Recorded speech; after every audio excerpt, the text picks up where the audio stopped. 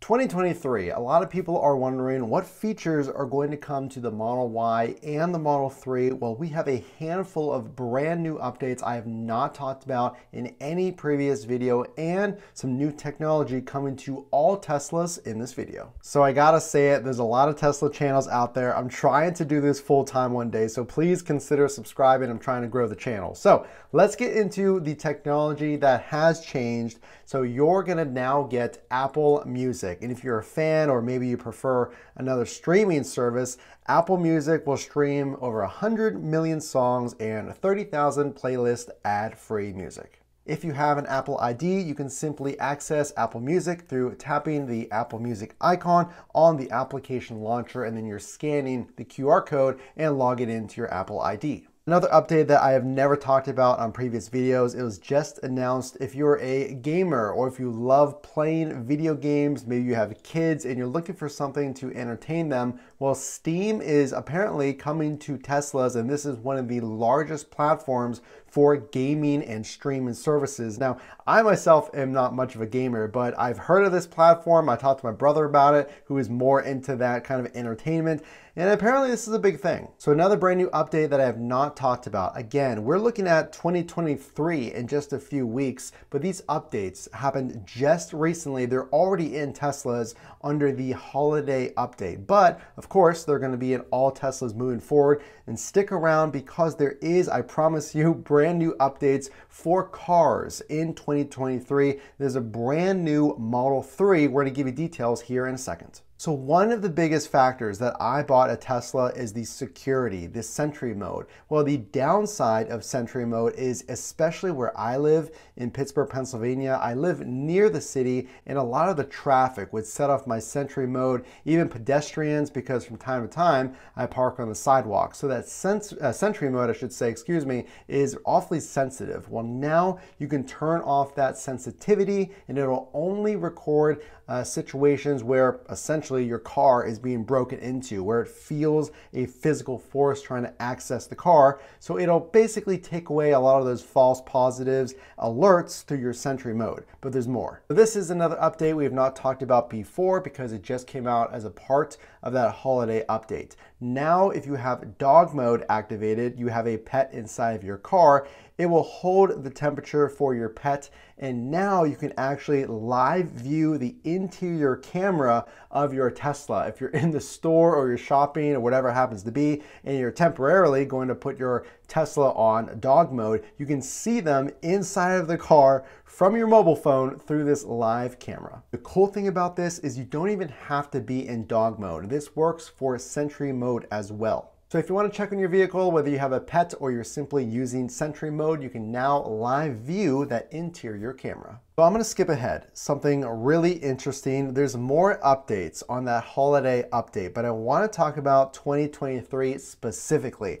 I hinted that there's brand new vehicles coming in 2023. So let's cut right to the chase and tell you what those are. First of all, there will be 100% a Model Y standard range, and it has been rumored that it will include the new 4680 battery. So recent reports again came out that this will be, and it was approved from the EPA. So it's already filed, it's already approved. So Tesla is 100% preparing for a brand new Model Y in 2023 with a 4680 battery. This was rumored to be around $60,000 and give you a range of 279 miles. But there's also going to be, in addition to new vehicles like the Cybertruck, a brand new Model 3. Well, it's been years since the interior or the exterior of the Model 3 has been revamped. Well, just recently, leaked images of what seems to be a 2023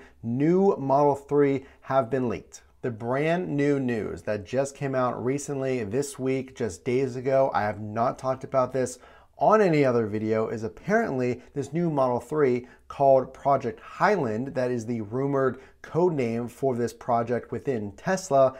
this Project Highland has been going on for months. Back in November, Reuters reported that this new Tesla Model 3 revamp was going to happen next year in 2023. Well, just recently, sources have said that this program has been going on since Q2 of 2022, but I want to tell you what is involved. So what should you really expect to change in the actual new Model 3? Now I want to read you this. This could give us some indication on future prices as well. That's really going to be a guess, but listen to this. It says that the Model 3 that would feature a reduction in the number of components and improvements to the infotainment systems. Additionally, sources familiar with Project Highland have indicated changes could be made to the Model 3's exterior design and powertrain. So if you haven't read the previous reports from Reuters, I'll just tell you right now and save you the time. The Model 3, this new Highland project, is going to mimic the Model Y. Elon has said